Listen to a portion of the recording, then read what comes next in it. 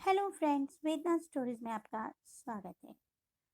दोस्तों, आज मैं आपके लिए जो कहानी लेकर आई हूँ वो है दो बुजुर्ग दोस्तों की कहानी, जिनके बच्चों ने उनके साथ बहुत ही बुरा किया।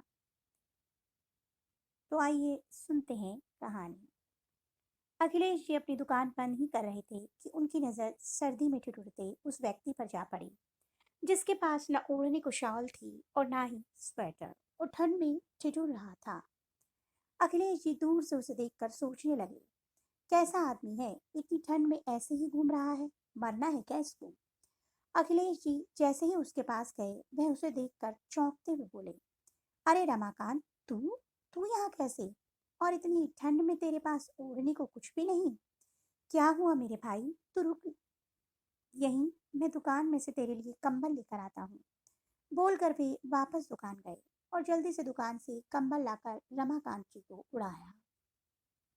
रमाकांत जी का अब ठंड में ठिठुरना थोड़ा कम हुआ और वो अखिलेश जी को आशावादी नजरों से देख रोने लग गए। रमाकांत जी और अखिलेश जी बचपन के दोस्त थे। दोनों एक ही मोहल्ले में साथ में पले बड़े थे। यहाँ तक कि दोनों का स्कूल भी एक ही था। दोनों लंगोटिया यार थे, मगर बड़े होते होते सभी एक दूसरे से बिछुड़ चुके थे, और बिछड़े भी ऐसे कि एक अरसा हो चुका था दोनों को एक दूसरे से मिले। आज इतने सालों बाद एक दूसरे को मिलकर दोनों की आंखों से खुशी के आंसू छलक पड़े। अखिलेश जी के यहाँ वृंदावन में भगवान के लिए चढ़ाए जाने वाले फूल और हार की दुकान थी। उनकी दुकान बहुत छोटी सी थी, जो बहुत आमदनी तो नहीं देती थी, मगर उनका समय व्यतीत करने का एकमात्र जरिया जरूर थी। उन्हें यहाँ वृंदावन में बसे एक अरसा बीत चुका था, मगर आज उन्हें अपने दोस्त रमाकांत को इस तरह यहाँ देख बहुत हैरानी हो रही थी। रमाकांत जी रोते हुए बोले, भाई क्या बताऊं, मेरे साथ जो घटित हुआ है, भगवान किसी को ऐसा दिन न दिखाए। अखिलेश जी बोले, भाई क्या हुआ है, खुलकर बताओ, मैं कुछ समझा नहीं।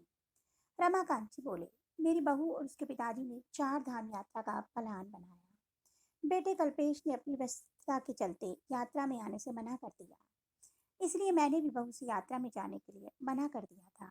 मगर मेरी बहू राखी और उसके पिताजी ने मुझे यात्रा पर चलने के लिए बहुत आग्रह किया। बहू बोली, पिताजी आपकी 4 धाम यात्रा हो जाए, इसीलिए तो मेरे पापा ने यह प्लान बनाया है, और आप ही मना कर रहे हैं। मेरे बेटे बहू का व्यवहार मेरे लिए हमेशा खट्टा ही रहा है, मगर बहू के पिताजी किशोर जी मुझसे हमेशा दोस्ताना व्यवहार करते थे, इसलिए मैं किशोर जी के आग्रह को ठुकरा न सका और इनके साथ यात्रा पर निकल पड़ा। हम लोग जब काशी पहुंचे, तब तक तो सब सही चल रहा था, मगर यहाँ वृंदावन में जब हम लोगों के दर्शन हो चुके, तो मुझे बहुत थकान लग रही थी। मैं अपने पैरों से चल पाने की हालत में नहीं था, जिस वजह से मैं बैठ गया। किशोर जी और मेरी बहू बोले, आप बैठिए, हम आपके लिए पानी लेकर आते हैं। फिर वह दोनों ऐसे गए कि वापस ही नहीं लौटे। मेरे सारे कपड़े, सारा सामान, शॉल, कंबल, पैसे, यहाँ तक कि मोबाइल फोन भी उन्हीं के पास पड़ा हुआ है। मैं अकेला बहुत देर तक उनकी राह देखता रहा। मुझे मेरे बेटे का मोबाइल नंबर याद था, इसलिए मैंने एक राहगीर से फ़ोन मांगकर मेरे बेटे को फ़ोन किया और उसे सारी आपबीती बताई। बेटा बोला, पापा आप वहीं रुकिए, मैं राखी और उसके पिताजी को फ़ोन कर अभी बताता हूँ, आप वहीं खड़े रहना। बेटे के मुंह से प्यार भरे शब्द सुनकर मेरी जान में जान आई। वह राहगीर भी थोड़ी देर मेरे पास खड़ा रहा कि शायद उसके मोबाइल पर मेरे किसी और परिचित का फ़ोन आए, मगर ना किसी का फ़ोन आया और ना ही कोई मुझे वापस लेवाने आया। मैं जान गया कि यह सब मेरे साथ जानबूझ कर किया गया है, ताकि मैं बेबस होकर बस इन्हीं वृंदावन की गलियों में घूमता रहूं और बेटे बहू का मुझसे हमेशा के लिए पीछा छूट जाए। यह सुनकर अखिलेश जी भी रो पड़े और बोले, तू फिक्र मत कर, मेरा घर यहीं पास में है, चल तू मेरे घर चलकर। कहकर अखिलेश जी रमाकांत जी को अपने घर चलने के लिए जिद करने लगे। रमाकांत जी बोले, अखिलेश मुझे मेरे हाल पर छोड़ दे, मैं तुम पर बोझ नहीं बनना चाहता। अखिलेश जी बोले, जब तक तू मेरे साथ नहीं चलेगा, मैं भी यहाँ से नहीं जाऊंगा। मगर रमाकांत जी किसी पर अपना भार नहीं डालना चाहते थे, इसलिए वे अखिलेश जी के आग्रह को मान नहीं पा रहे थे। उतने में सामने से आती एक कार दिखी, जिसमें से अखिलेश जी का बेटा करण उतर कर बोला, पापा इतनी रात गए आप यहाँ अपने दोस्त के साथ मिलकर गप्पे मार रहे हैं, और हम लोग कब से घर में आपकी राह देख रहे हैं। कम से कम टाइम तो देख लिया कीजिए। वहां सुधा भी कब से भड़की हुई है। चलिए आइए मेरे साथ कार में बैठिए। करण इतना गुस्से में था कि अखिलेश जी चुपचाप उसके साथ जाकर उसकी कार में बैठ गए। रमाकांत जी अखिलेश जी की मनःस्थिति समझ सकते थे। वे जान चुके थे कि उनके दोस्त अखिलेश की हालत भी उनके जैसी ही है।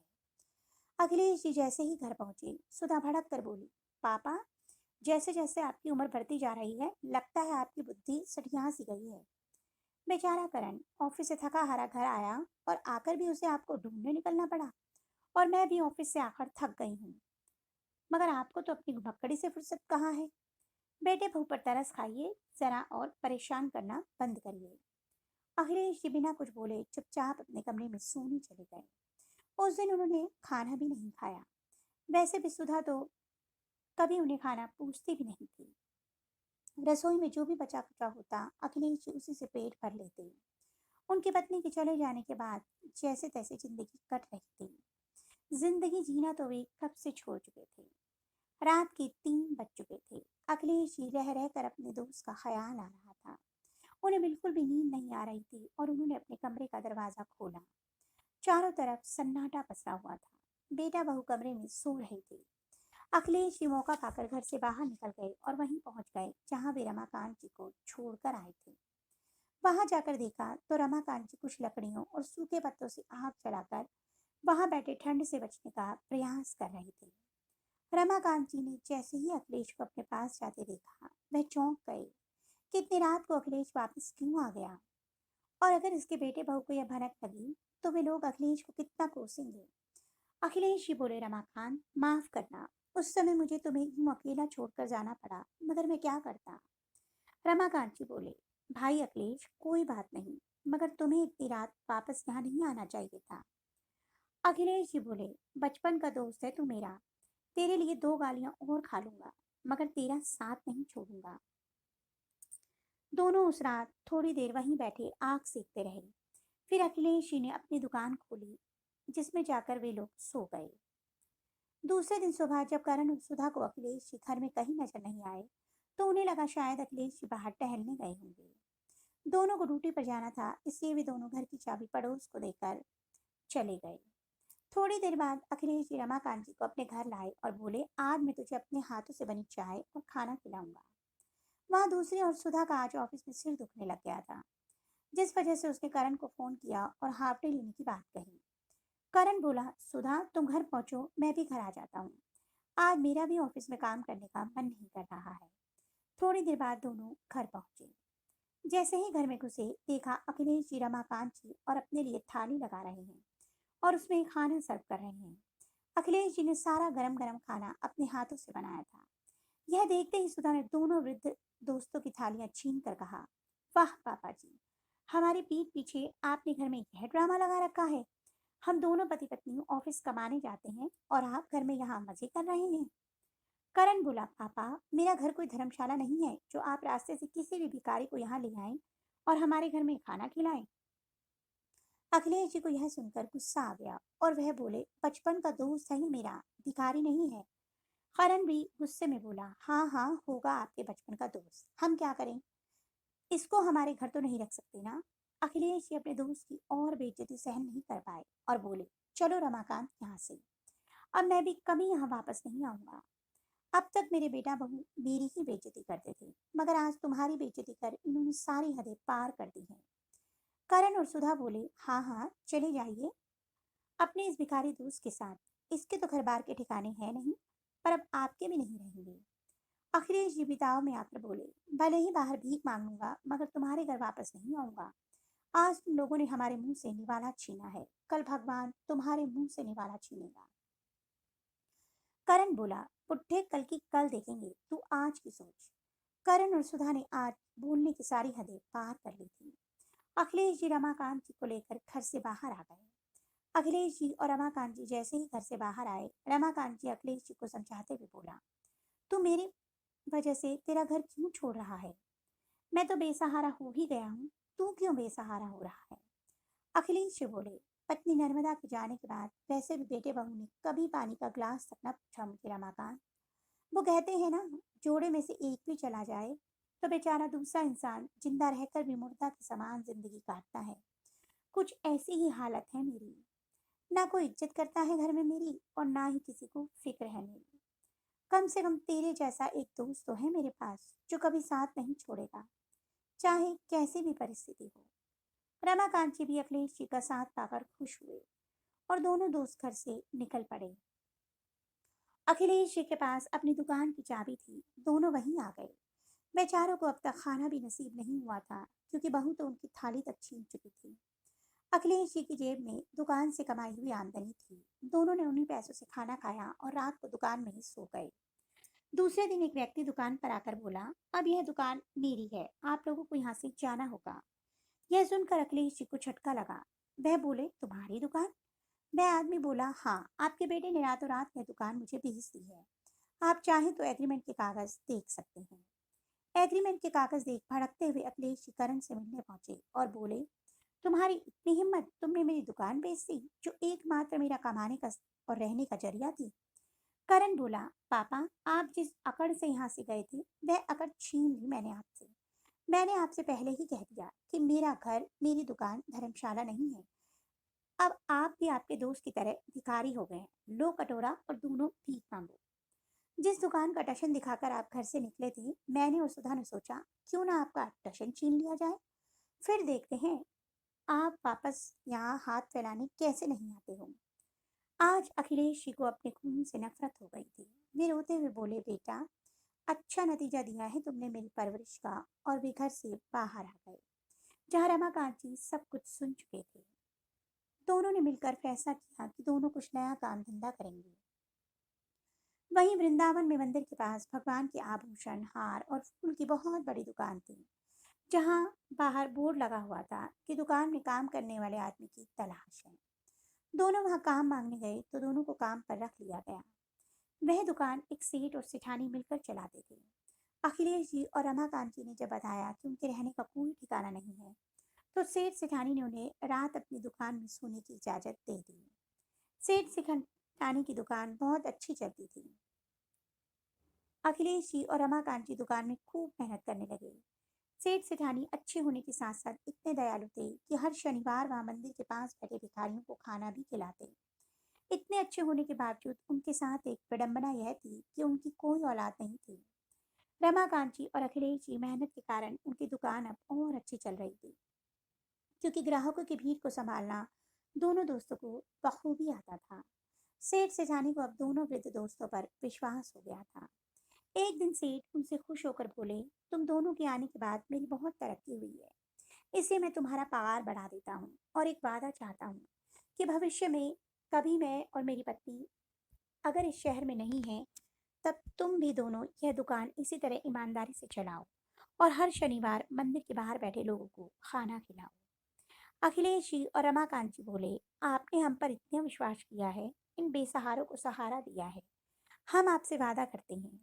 सेठ ने आज उनकी सारी व्यथा पूछी तो दोनों वृद्ध लोगों ने अपनी सारी आप बीती बताई। सेठ को दोनों पर बहुत तरस आया और बोले, अगर बच्चे ऐसे होते हैं तो मैं भगवान का शुक्र मानता हूँ कि उन्होंने हमें बेऔलाद रखा।